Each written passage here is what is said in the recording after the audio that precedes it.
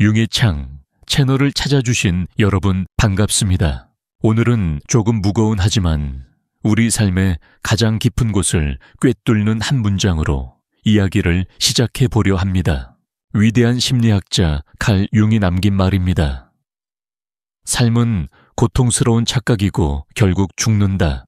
이 문장을 들으면 어떤 생각이 드시나요? 혹시 너무 비관적이고 부정적이라고 느끼지는 않으셨나요?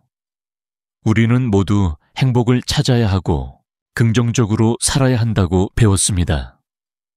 성공하면 행복하고 사랑하면 행복하다고 믿었죠. 하지만 오늘 우리가 살펴볼 이야기는 우리가 믿고 있던 그 모든 것에 정면으로 반기를 듭니다. 여러분, 주변을 한번 둘러보세요. 모든 것을 다 가진 것처럼 보이는 사람들도 왜 밤이 되면 깊은 공허함과 마주하는 걸까요? 늘 밝고 긍정적인 가면을 쓰고 있는 사람이 왜 혼자 있을 때 가장 외로움을 느끼는 걸까요? 융은 우리가 행복이라고 착각하고 좇는 것들이 사실은 거대한 환상에 불과하다고 말합니다. 그리고 그 환상이 무너지는 순간 우리는 말로 표현할 수 없는 고통을 경험하게 되죠. 하지만 융은 이 잔인한 진실을 이야기하는 것으로 끝나지 않았습니다. 오히려 이 고통스러운 착각과 죽음이라는 진실 속에 우리가 진정한 삶의 의미를 발견할 수 있는 열쇠가 숨겨져 있다고 역설합니다. 오늘은 이 문장이 던지는 충격적인 질문들을 통해 여러분이 지금 느끼는 그 막연한 불안과 고통의 진짜 의미를 함께 찾아가는 여정을 떠나보려 합니다. 이것은 단순히 융의 이론을 배우는 시간이 아니라 여러분의 삶을 뒤흔들 질문에 대한 답을 찾는 시간이 될 것입니다. 자, 우리는 이제 융이 말한 삶은 고통스러운 착각이라는 문장의 첫 번째 부분, 착각에 대해 깊이 파고들어 볼 시간입니다. 이 착각의 가장 큰 주범은 바로 페르소나입니다. 페르소나는 라틴어로 가면을 뜻하는 말에서 유래했습니다. 고대 로마 시대 배우들이 연극을 할 때 쓰던 가면을 뜻하는 단어죠. 융은 바로 이 가면을 우리 삶에 가져왔습니다. 우리는 모두 매일매일 다른 가면을 쓰고 살아갑니다. 직장에서는 유능하고 책임감 있는 사원의 가면을 씁니다. 친구나 연인 앞에서는 재치 있고 다정한 사람의 가면을 쓰죠. 가족 앞에서는 헌신적인 부모 또는 착한 자식의 가면을 씁니다. 이 가면은 사회가 우리에게 기대하는 역할을 수행하기 위해 반드시 필요합니다. 융은 페르소나를 긍정적으로 보기도 했습니다. 이 가면이 없다면 우리는 사회생활을 제대로 할 수 없을 테니까요. 하지만 문제는 우리가 이 가면을 너무 오래 쓰고 살다 보니 가면이 곧 나 자신이라고 착각하게 된다는 점입니다. 이 착각이 바로 고통의 시작이 됩니다. 우리는 가면 뒤에 숨겨진 진짜 내 모습을 외면하고 사회적으로 인정받는 그 페르소나만을 내 정체성으로 받아들입니다.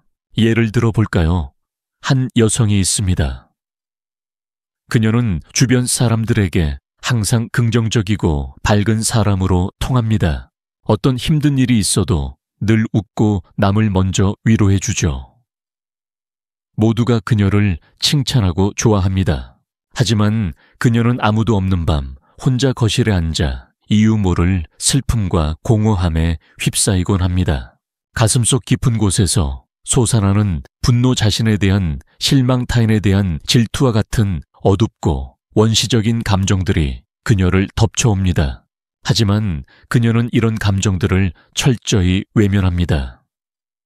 나는 좋은 사람이니까 이런 감정을 느끼면 안 돼 라고 스스로를 억누르죠. 융은 이렇게 우리가 의식적으로 외면하거나 억압하는 모든 심리적 요소들을 그림자, 섀도우라고 불렀습니다. 그림자는 우리의 어둡고 원시적이며 때로는 부도덕한 충동들을 포함합니다. 우리는 그림자를 보지 않으려고 애씁니다. 나는 그런 사람이 아니야 라고 외치면서 말이죠. 하지만 융은 이렇게 말했습니다. 그림자는 살아있는 실체이며 부인할 수 없다. 그것은 우리의 한 부분이다. 우리가 그림자를 외면할수록 우리의 삶은 더욱더 착각의 늪으로 빠져듭니다. 사회적 가면, 즉 페르소나만을 진짜 나라고 믿으며 살아가니까요. 이런 삶은 필연적으로 고통을 동반합니다. 왜냐하면 우리는 그림자를 억압하기 위해 엄청난 에너지를 소모해야 하기 때문이죠. 좋은 사람이라는 가면을 유지하기 위해 자신이 느끼는 부정적인 감정을 끊임없이 억누르고 스스로를 속이는 과정에서 내면은 서서히 병들어 갑니다. 겉으로는 완벽해 보이는 삶이지만 속은 골마가고 있는 것이죠. 또 다른 예로 완벽주의자를 생각해 봅시다. 그들은 항상 최고만을 추구합니다. 자신이 실수하거나 실패할 수도 있다는 그림자를 철저히 외면하죠. 하지만 그들은 항상 불안에 떱니다. 언제 이 완벽한 가면이 벗겨질지 모른다는 두려움 때문이죠. 결국 이들의 삶은 끝없는 불안과 자기 비판이라는 고통으로 가득 차게 됩니다. 우리의 삶은 페르소나라는 환상의 무대, 위에서 펼쳐지는 참된 나 자신을 잃어버린 고통스러운 착각이 되어버립니다. 융의 심리학은 우리에게 이 가면을 벗어던지고 그 가면 뒤에 숨겨진 진짜 나, 즉 그림자를 직면하라고 촉구합니다. 물론 이 과정은 고통스럽습니다. 하지만 그 고통이야말로 우리가 환상에서 벗어나 진실을 마주할 수 있는 유일한 통로입니다. 자, 그럼 이 고통은 정확히 어디에서 오는 걸까요? 다음 파트에서 이 고통의 근원을 더 깊이 탐구해 보겠습니다. 우리는 왜 고통스러운 걸까요? 삶이 힘든 건 단순히 돈이 없어서, 시험에 떨어져서, 사랑하는 사람과 헤어져서일까요? 물론 그런 외적인 사건들도 고통을 주지만 융은 그 고통의 진짜 근원이 우리 내면에 있다고 말합니다. 바로 환상과 현실의 충돌에서 오는 고통이죠. 여기서 환상은 우리가 일부에서 이야기했던 페르소나의 세계, 즉 나는 이런 사람이어야 해 라는 가상의 자아입니다. 그리고 현실은 바로 그 페르소나 뒤에 숨겨진 우리의 그림자, 즉 나는 사실 이런 사람이야 라는 진짜 자아입니다. 이 둘이 충돌하는 순간 우리는 엄청난 고통을 경험합니다. 가장 흔한 예를 들어볼까요? 한 남자가 평생을 나는 유능하고 성공적인 사람이라는 페르소나를 쓰고 살았습니다. 그는 항상 최고 실적을 내고 회사에서 인정받는 삶을 살았죠. 그는 성공이 곧 자신의 정체성이라고 굳게 믿었습니다. 하지만 어느 날 예상치 못한 사업 실패로 모든 것을 잃게 됩니다. 이때 그가 느끼는 고통은 단순히 재산을 잃은 고통이 아닙니다. 그는 자신이 누구인지를 잃어버린 고통을 겪게 됩니다. 나는 유능한 사람이라는 가면이 벗겨지는 순간 그 뒤에 숨겨져 있던 사실 나는 무능하고 실패할 수도 있는 사람이라는 그림자의 민낯이 드러나기 때문이죠. 이때 그는 내가 실패했으니 나는 이제 쓸모없는 사람이야 라고 생각하며 극심한 절망에 빠집니다. 이것이 바로 페르소나가 무너질 때 오는 고통 환상과 현실의 충돌이 만들어내는 고통입니다. 또 다른 예를 들어보겠습니다. 여러분, 혹시 이런 경험 없으신가요? 왜 그렇게 행복해 보이지 않죠? 당신은 모든 것을 가졌는데 우리는 성공하면 행복할 거라고 믿고 그 성공을 향해 미친 듯이 달려갑니다. 마침내 바라던 위치에 올랐을 때 우리는 막연한 행복을 기대하지만 정작 돌아오는 것은 허무함과 공허함 뿐입니다. 이것도 마찬가지입니다. 성공하면 행복할 거야 라는 것은 하나의 환상입니다.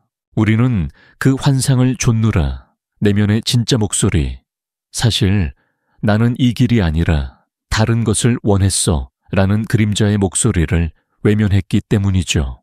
어릴 때부터 부모님의 기대를 충족시키기 위해 의사가 된 사람이 있다고 가정해 봅시다. 그는 사회적으로 성공했고 남들이 부러워하는 삶을 삽니다. 하지만 그는 환자를 돌보는 일에서 진정한 의미를 찾지 못합니다. 대신 밤마다 몰래 그림을 그리며 예술가로서의 삶을 꿈꿉니다. 이 사람의 고통은 어디서 오는 걸까요? 바로 나는 의사가 되어야 해 라는 페르소나와 나는 예술가가 되고 싶어 라는 그림자 사이에 끊임없는 충돌에서 오는 것입니다. 이 고통은 외부에서 오는 것이 아닙니다. 고통은 내가 믿고 싶었던 가짜 나와 내가 외면하고 싶었던 진짜 나 사이에 간극에서 피어나는 것입니다. 융의 심리학을 이해하는 것은 이 고통의 근원을 직시하는 것에서부터 시작됩니다. 우리의 삶은 고통스럽습니다. 하지만 그 고통은 우리가 잘못 살고 있다는 증거가 아니라 오히려 우리 내면의 깊은 곳에서 진짜 너를 부활하라고 외치는 무의식의 신호일지도 모릅니다. 이 고통이 던지는 질문은 우리를 더 깊은 곳으로 이끌어갑니다. 그곳에는 바로 우리가 가장 두려워하는 것, 죽음에 대한 이야기가 기다리고 있습니다. 고통의 끝에는 무엇이 있을까요? 다음 파트에서는 융기 말한 결국 죽는다는 문장의 진짜 의미를 함께 탐구해 보겠습니다. 우리는 모두 죽음을 두려워합니다. 죽음은 끝이고 상실이고 모든 것이 사라지는 공포의 대상이죠. 현대 사회는 우리에게 죽음을 외면하라고 가르칩니다. 늘 젊음과 활력을 추구하고 늙음과 병들음을 숨기라고 말하죠. 우리는 죽음을 마치 삶의 반대편에 있는 존재처럼 생각합니다. 하지만 융은 이 죽음을 단순히 생물학적인 끝으로 보지 않았습니다. 그는 죽음을 인간 무의식 속에 존재하는 가장 강력한 원형 아크타입 중 하나로 보았습니다. 원형은 인류 공통의 경험에서 비롯된 심리적 패턴입니다. 어머니 원형 영웅 원형처럼 죽음 또한 우리 내면에 깊이 새겨진 거대한 지혜의 원형이라는 것이죠. 융은 이렇게 말했습니다. 죽음은 생물학적 목표인 동시에 심리학적 목표이다. 그것은 삶의 한 부분이며 죽음이 없다면 삶은 무의미할 것이다. 이 말은 무슨 뜻일까요? 우리가 죽는다는 사실을 외면하고 살 때 우리의 삶은 무의미해집니다. 마치 영원히 살 것처럼 지금의 고통을 외면하고 나중에 행복해지면 된다고 스스로를 위로하며 정작 중요한 순간들을 놓치고 살게 되는 것이죠. 우리는 끝없이 미래를 위해 현재를 희생하는 삶을 삽니다. 언젠가를 위해 오늘을 희생하는 삶. 이것이 바로 죽음이라는 거대한 그림자를 외면하는 삶의 모습입니다. 혹시 여러분은 이런 질문을 스스로에게 던져본 적이 있나요? 내일 당장 죽는다면 나는 오늘 무엇을 할 것인가? 대부분의 사람들은 이 질문에 내가 하고 싶었던 일을 하겠다고 답합니다. 사랑하는 사람에게 진심을 전하고 오랫동안 미뤄왔던 꿈을 시도하고 가보고 싶었던 곳을 찾아갈 것이라고 말하죠. 이 대답은 우리에게 한 가지 중요한 진실을 가르쳐 줍니다. 우리가 정말로 원하는 삶은 우리가 죽음을 의식할 때 비로소 드러난다는 것입니다. 하지만 죽음의 원형을 의식적으로 받아들이는 것은 우리의 삶을 완전히 뒤바꿉니다. 죽음을 생각하는 순간 우리는 비로소 삶의 유한함을 깨닫게 됩니다. 나는 언젠가 죽는다. 이 단순한 진실은 우리에게 그렇다면 나는 어떻게 살아야 하는가? 라는 질문을 던져줍니다. 이 질문은 우리가 평생 외면해왔던 진짜 나 자신을 마주하게 만듭니다. 지금 내가 하는 일이 정말로 내가 원하는 일인가? 지금 내가 만나는 사람들이 정말로 내게 소중한 사람들인가? 지금 내가 추구하는 행복이 진정한 행복인가? 죽음은 우리 삶의 우선순위를 재정립하게 만드는 강력한 도구입니다. 죽음을 마주했던 사람들의 이야기는 우리에게 깊은 깨달음을 줍니다. 암 투병을 하다 완치된 사람 사고로 죽음의 문턱을 경험했던 사람들은 대부분 이렇게 말합니다. 죽음의 문턱을 경험하고 나서야 삶이 얼마나 소중한지 깨달았다. 더 이상 남의 시선을 신경 쓰지 않고 내가 하고 싶은 일을 하기로 했다. 매 순간을 마지막인 것처럼 살기로 했다. 이들은 죽음이라는 그림자를 통과함으로써 삶의 진짜 의미를 발견한 것입니다. 융은 죽음이 삶을 파괴하는 것이 아니라 오히려 삶의 의미를 완성시키는 것이라고 보았습니다. 우리가 죽음의 유한함을 받아들일 때 우리는 비로소 현재의 삶을 온전히 느끼게 됩니다. 지금 이 순간 이 고통, 이 기쁨이 얼마나 소중하고 유한한 것인지 깨닫게 되는 것이죠. 이것이 융기 말한 결국 죽는다의 진정한 의미입니다. 이 진실을 받아들이는 순간 우리는 더 이상 고통스러운 착각 속에 갇혀 살지 않게 됩니다. 환상의 무대에서 내려와 유한한 삶 속에서 진짜 나를 찾아가는 여정을 시작하게 되는 거죠. 그리고 이 여정을 융근 개성화, 인디비주에이션라고 불렀습니다. 다음 파트에서는 이 개성화의 여정이 어떻게 펼쳐지는지, 그리고 그 과정에서 고통과 죽음이 어떤 역할을 하는지 알아보겠습니다. 자, 우리는 이제 융 심리학의 핵심 개념인 개성화, 인디비주에이션에 대해 이야기해 볼 시간입니다. 개성화는 하나의 개별적인 존재가 되는 것을 뜻합니다. 쉽게 말해 사회가 요구하는 페르소나와 무의식에 억눌린 그림자, 이 모든 것을 통합하여 온전한 나 자신으로 거듭나는 과정입니다. 이것은 단순히 자기 개발이나 성공의 이야기가 아닙니다. 융근 개성화를 이렇게 정의했습니다. 나는 내게 일어난 일들의 총합이 아니다. 나는 내가 되기로 선택한 것이다. 이 문장은 개성화의 핵심을 꿰뚫고 있습니다. 우리는 외부의 사건이나 사회적 역할에 의해 정의되는 존재가 아닙니다. 우리는 스스로의 그림자를 직면하고 그 고통스러운 과정을 통해 진정한 나를 찾아가는 존재라는 것이죠. 그렇다면 개성화의 여정은 어떻게 시작될까요? 바로 고통에서부터 시작됩니다. 우리가 2부에서 이야기했던 환상과 현실의 충돌에서 오는 고통, 페르소나가 무너지고 내가 누구인지 혼란스러워하는 그 순간이야말로 개성화의 문이 열리는 때입니다. 융의 관점에서 보면 고통은 단순한 불행이 아니라 우리가 더 이상 가짜나로 살 수 없다는 것을 깨닫게 해주는 강력한 성장의 촉매제입니다. 마치 애벌레가 번데기 속에서 고통을 겪고 껍질을 깨고 나와 나비가 되는 것처럼 말이죠. 이때 애벌레에게 번데기 속의 고통은 불필요한 것이 아닙니다. 그것은 날개를 만들기 위한 필수적인 과정이죠. 우리도 마찬가지입니다. 실패, 상실, 좌절. 이런 고통의 순간에 우리는 비로소 평생 외면해왔던 그림자를 직면하게 됩니다. 나는 사실 완벽하지 않구나. 나는 실패할 수도 있는 사람이구나. 나는 사랑받고 싶어하는 나약한 사람이구나. 이런 깨달음은 처음에는 엄청난 고통을 주지만 결국 우리를 더 단단하고 온전한 존재로 만들어줍니다. 고통의 첫 번째 역할은 바로 가면을 벗게 만드는 것입니다. 우리가 완벽한 페르소나를 유지할 수 없을 때 비로소 우리의 그림자가 고개를 듭니다. 이때 우리는 선택해야 합니다. 다시 가면을 고쳐 쓰고 이 고통을 외면할 것인가? 아니면 이 고통을 통해 내 그림자를 직면할 용기를 낼 것인가? 개성화의 여정을 선택한 사람들은 후자를 택합니다. 그림자를 받아들이는 것, 그것은 더 이상 좋은 사람이라는 가면을 쓰고 살 필요가 없다는 뜻입니다. 나는 이제 내가 느끼는 분노, 시기심, 슬픔까지도 나의 한 부분으로 받아들입니다.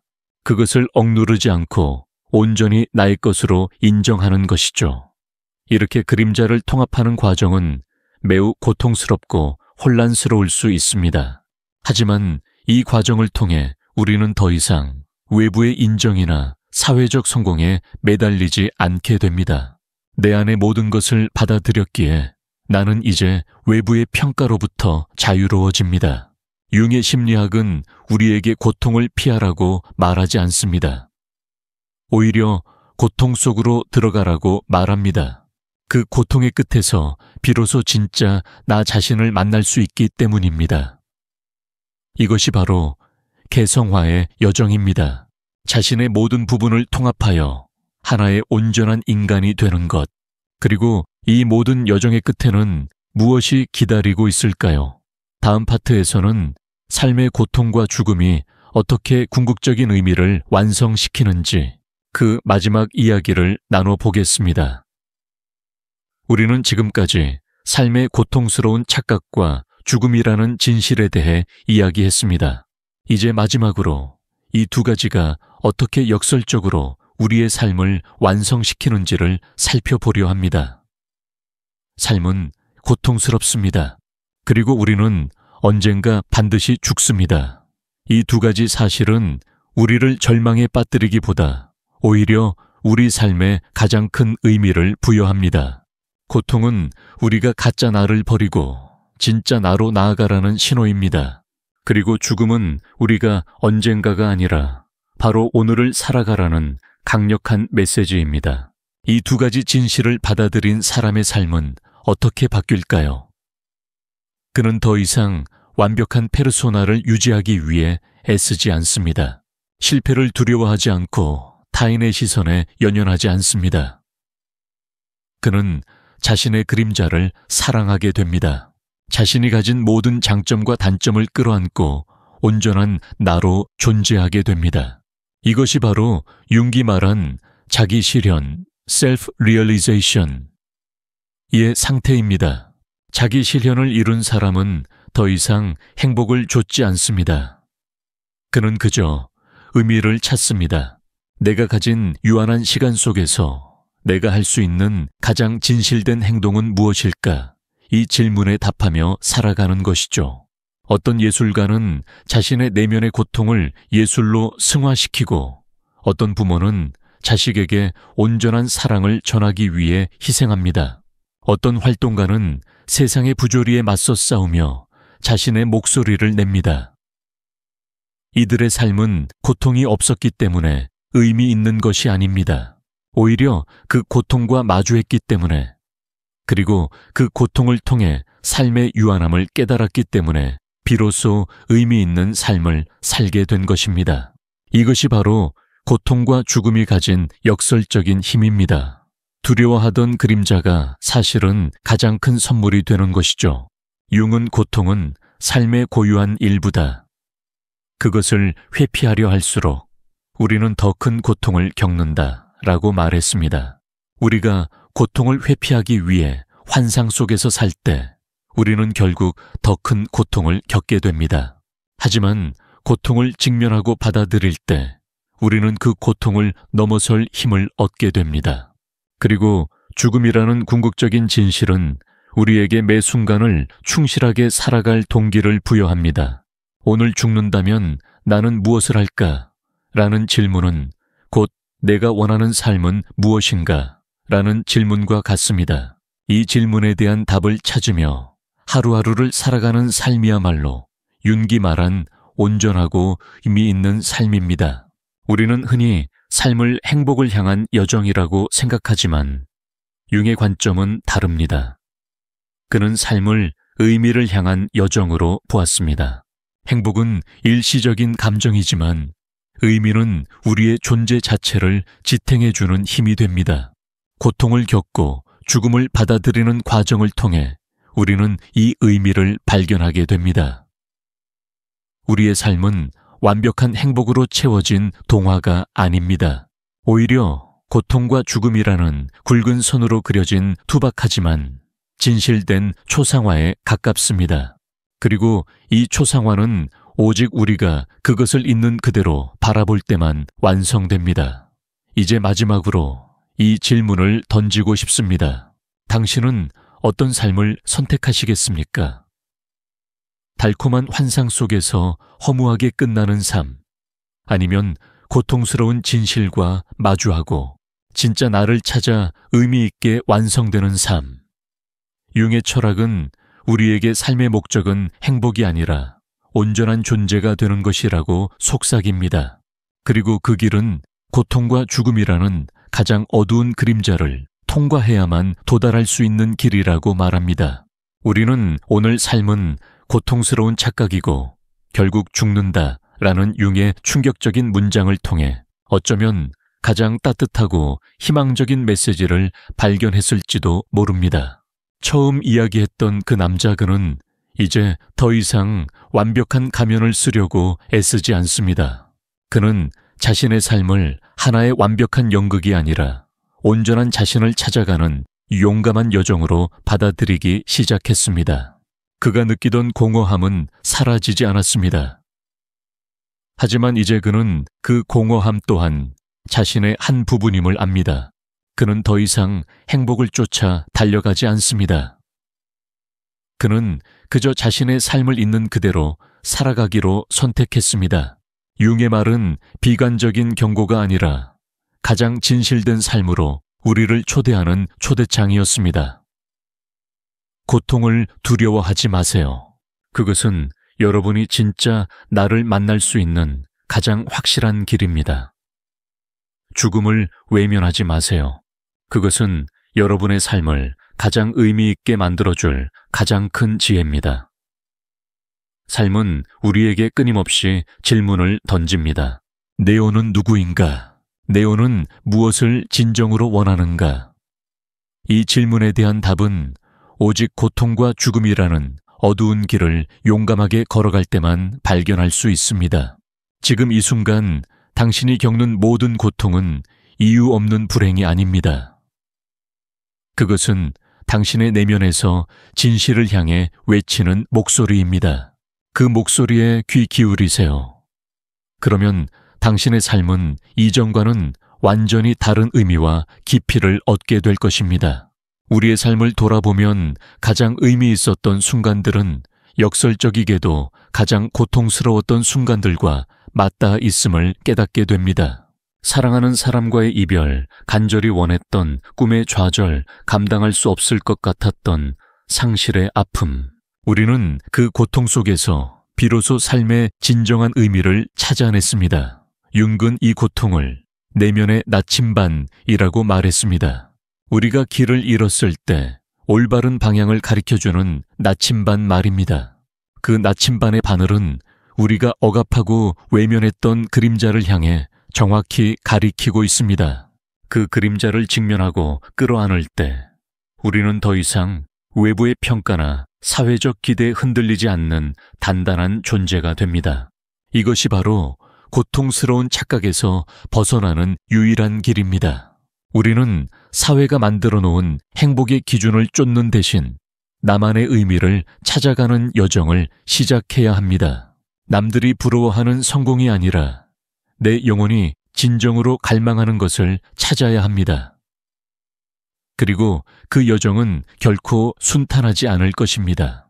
실패와 좌절, 그리고 다시 찾아오는 고통의 파도를 수없이 넘어야 할 것입니다. 하지만 융은 이 모든 과정이 우리가 온전한 존재가 되는데 필수적이라고 말합니다. 마지막으로 결국 죽는다는 문장의 의미를 다시 한번 되새겨 봅시다.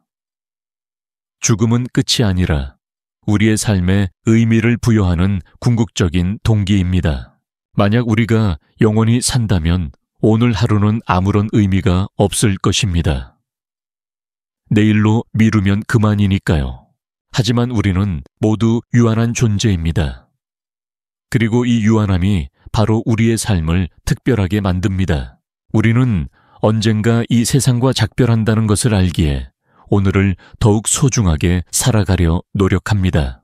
사랑하는 사람에게 진심을 전하고 후회 없이 오늘을 살아가려 합니다. 죽음은 우리 삶의 아름다움을 완성시키는 마지막 퍼즐 조각입니다.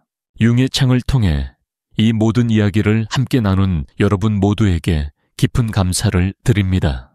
이 영상이 여러분의 마음속에 오래도록 남아 여러분의 삶을 긍정적으로 변화시키는 작은 불씨가 되기를 진심으로 바랍니다.